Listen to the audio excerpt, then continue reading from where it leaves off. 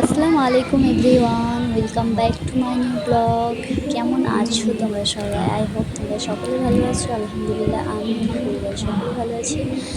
আমরা রাজস্থান থেকে বাড়ি ফিরছিলাম। তো প্রথম দিনের ব্লগটি অলরেডি আমি তোমাদের মাঝে শেয়ার করে দিয়েছি, আর এটা হচ্ছে দ্বিতীয় দিন নিউ দিল্লি। তো এখানে সকাল সকাল আমরা ব্রাশ ট্রাশ করে ফ্রেশ হয়ে নাস্তা করে নিয়েছি, আর আমার দাদাভাই আমার বাবুকে নিয়ে খুলছিল। আর বাবু কিনা ট্রেন আসছে, যত ট্রেনের হরেনগুলো বাজছে না তত বাবু ভয় পাচ্ছিল।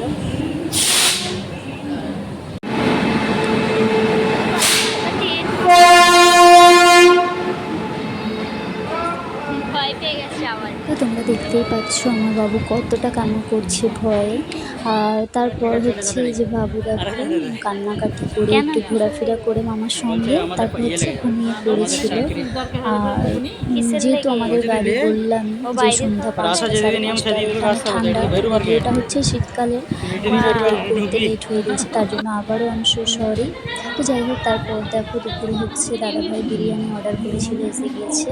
তো বিরিয়ানি খাওয়ার আগে আমরা একটু লিফট চড়তে গিয়েছিলাম সবাই মিলে, দাদাভাই, আমি আর ছোটো বোন।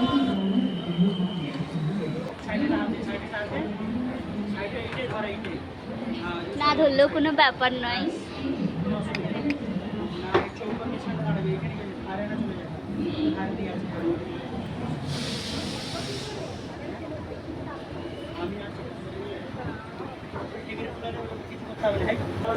উঠেছি, এবার নামা হবে, এটাই। ভয় খাচ্ছিস কেন? চল।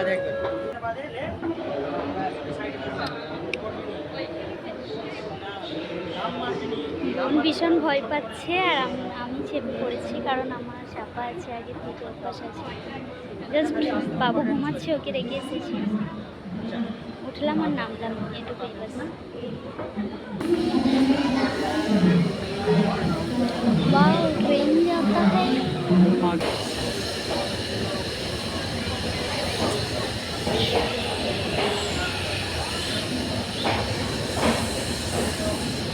हमें लेके पड़ता है। তো তোমরা দেখতেই পেলে আমরা লিফটে উঠেছি আর নেমেছি, জাস্ট একটু ঘোরার জন্য গেছিলাম, বাবু ঘুমাচ্ছিল তো সে কারণে। তারপর দোকান থেকে আমরা কোল্ড ড্রিঙ্কস আর কিছু খাবার নিয়ে নিচ্ছি, আর বসার জন্য বিরিয়ানি। তো যাই হোক, তোমরা দেখতেই পাচ্ছ এখানে আমরা মানে খেতে বসেছিলাম দুপুরে খাবার, কারণ স্টেশনে বসে খাওয়াটা লাইফে ফার্স্ট টাইম এক্সপিরিয়েন্স, আর মোটামুটি ভালো লেগেছিল। ফ্যামিলির সঙ্গে সবাই মিলে খাওয়া দাওয়া করছিলাম। দাদাভাই জোম্যাটো থেকে অর্ডার করেছিল, এখানে দেখলাম যে কোথায় হালাল ফুড পাওয়া যায়, রেস্টুরেন্ট আছে। তো স্টেশনের বাইরে ছিল, দাদাভাই গিয়ে নিয়ে আসলো, অর্ডার করেছিল, তো দিয়ে গিয়েছিলাম আমরা।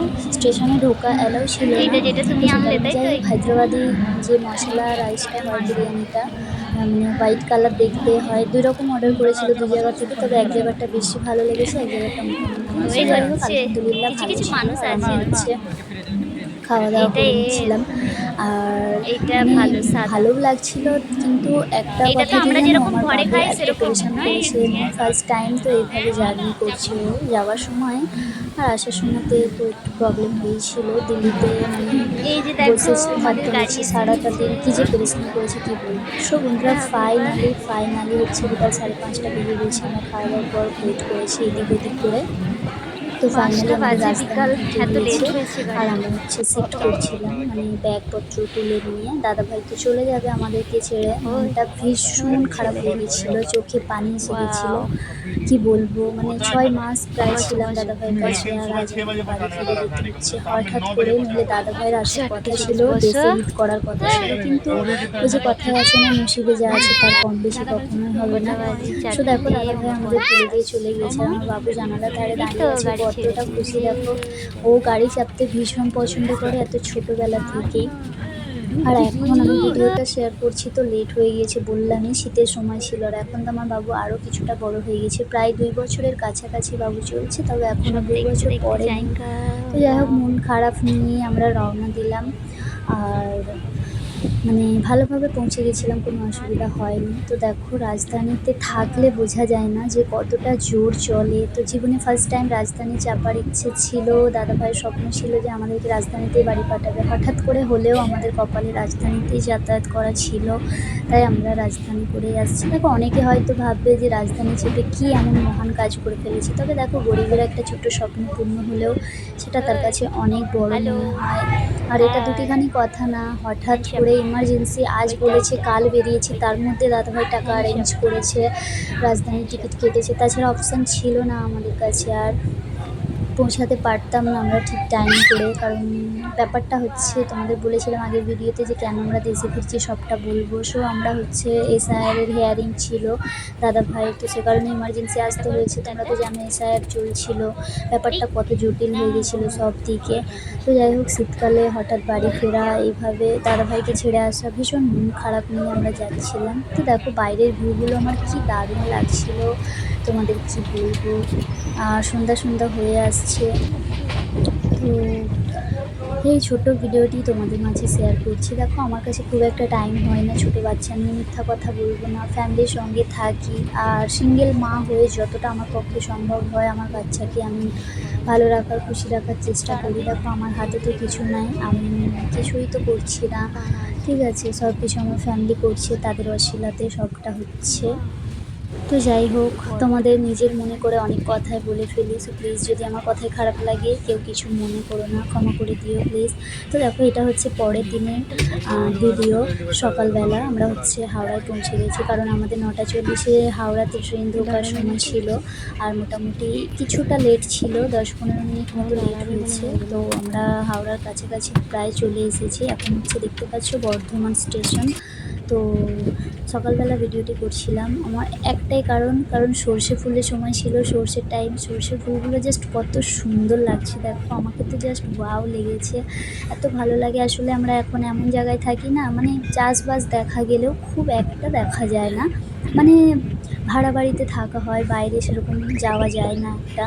আর আগে যখন ছোট ছিলাম নিজের পাড়ায়, গ্রামে বড় হয়েছি, নিজের পাড়ায়, ঠিক আছে, মাঠে ঘুরতাম, কত এনজয় করতাম, কত না মজা ছিল। ছোটোবেলার লাইফটা কার না ভালো লাগে, তোমরা কমেন্টে জানিও তো কারা কারা মিস করো আমার মতো ছোট্টবেলার জীবনটা। তো যাই হোক ফাইনালি আমরা হাওড়া স্টেশনে পৌঁছে গেছি। ট্রেনের আওয়াজে বাবু ভীষণ ভয় পাচ্ছিল, আর আমরা হচ্ছে নেমে পড়েছি, আমাদের গাড়িও এসে গিয়েছে। তো এবার আমরা যাবো বাড়ির কাছে আমাদের লাগেজগুলো নিয়ে। তো গাড়ি ড্রাইভারকে ফোন করেছিলাম, উনি এসে গেছিলেন, এই যে দেখো আমাদের গাড়ি। আর আমরা ফাইনালি পৌঁছে গেছি। মন খারাপ, সব কিছু স্মৃতি অনেক জড়িয়ে আছে রাজস্থানের দিকে। তো সব কিছু ছেড়ে দেখো নসিবে যেটা যখন থাকে তখন সেটা মেনে নিতে হয়, আর আল্লাহ যেটা করেন অবশ্যই আমাদের ভালোর জন্যই করেন, তাই না? তো দেখো আমরা হচ্ছে হাওড়া থেকে ফাইনালি বাড়ি ফিরছিলাম। আর আয়নার মধ্যে তোমরা যে ফোনটা দেখতে পেলে সেই ফোনটা হচ্ছে আমার দাদাভাইয়ের দেওয়া গিফট, সবথেকে বড় উপহার আমার জন্য আমার দাদাভাই আমাকে কিনে দিয়েছে বিদেশে যাওয়ার পর।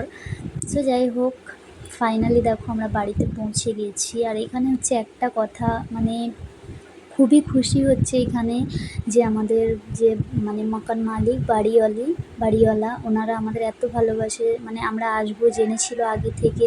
তো আমাদের জন্য দেখো এক হাঁড়ি পরিমাণ ভাত দিয়ে পাঠিয়েছে, পুরো ভরে ভরে চিকেন রান্না দিয়ে পাঠিয়েছে, হ্যাঁ, তারপর হচ্ছে এখানে পুঁই শাক রান্না দিয়ে পাঠিয়েছে। তো কি বলবো, আর বাবু দেখো দেশে এসে মানে কতটা খুশি জানি না, তবে তখন সেই মুহূর্তে বুঝতে পারছিলাম না। তারপর হচ্ছে সবাইকে দেখে ভয় পাচ্ছিল, শুধু আমাকে ডাকতো, আমাকে খুঁজতো। তারপর হঠাৎ করে মানে আস্তে আস্তে আস্তে আস্তে পরিবর্তন হলো। আসলে অন্য জায়গা থেকে এসেছিলো তো ওকে অন্যরকম লাগছিলো। আর ঘরের অবস্থাটা দেখো খালি, আর বাবু তখন কতটা ছোট ছিল দেখো। আর এখনের ভিডিওতে তোমরা দেখেছো যে বাবু কতটা বড় হয়ে গেছে, যারা আমার শর্টস ভিডিও দেখো তারা বুঝতে পারবে। আর ওই যে দেখো আমার আম্মু। আর অ্যাকচুয়ালি ব্যাপারটা হচ্ছে যে ঘরটার অবস্থা তোমরা দেখতে পাচ্ছ, ভাববে যে কী অবস্থা, আমরা 6 মাস যাবৎ ছিলাম না। তো ঘরটা এতটা পরিমাণে নোংরা হয়ে গেছিলো না, তোমাদের জাস্ট বলে বোঝাতে পারবো না। পরিষ্কার করতে করতে 2 থেকে আড়াই ঘন্টা লেগেছে আমাদের। পাশে যে আমাদের মানে ভাড়ায় থাকে চাচিমা, তো ওনার বাড়িতে আমরা বসেছিলাম, মানে বাবুকে রেখেছিলাম। আর আমরা মানে আমাদের পাশেই, আমাদের সঙ্গেই বাড়ি, মানে দেয়ালতলা আর কি, ওনারাও ভাড়াতে থাকে আমরাও।